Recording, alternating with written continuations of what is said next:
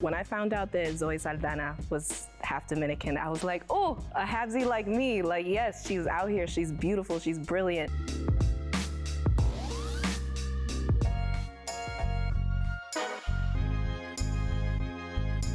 Man, it's such an interesting question to answer.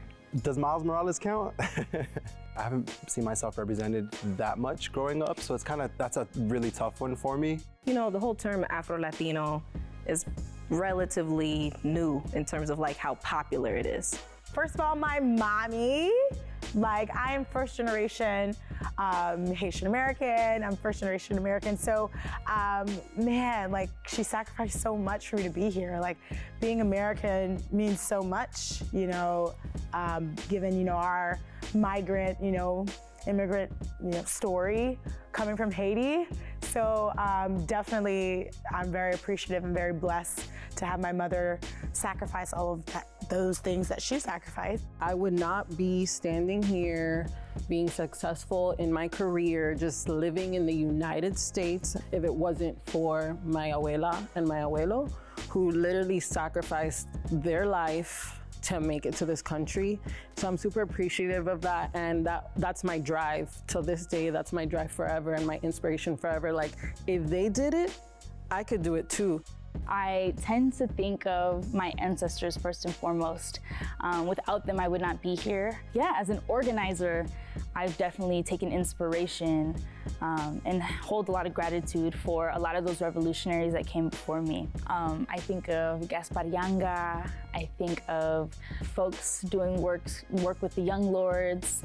I think of all of those who came before me, right? Both indigenous and Black folks who did that work, and also Afro-indigenous folks, right? I know it's like might sound silly, but I do think characters like Miles Morales are really huge because I thought it was so cool. Like he's literally, even just his name alone, Miles, which is like, it's like, you know, like typically somebody Black with the name's Miles, and then Morales is obviously Latino, and like I just love that combination. And you know, he speaks Spanish sometimes. He's dancing salsa in the bodega, but you know, he's in New York, living that whole like vibe. Like I love that. Folks that are in film and entertainment, I've always looked up to them. I really, really admire Rosario Dawson. When I found out that Zoe Saldana was half Dominican, I was like, oh, a halfsy like me. Like, yes, she's out here, she's beautiful, she's brilliant. I think they've always represented something for me as a young person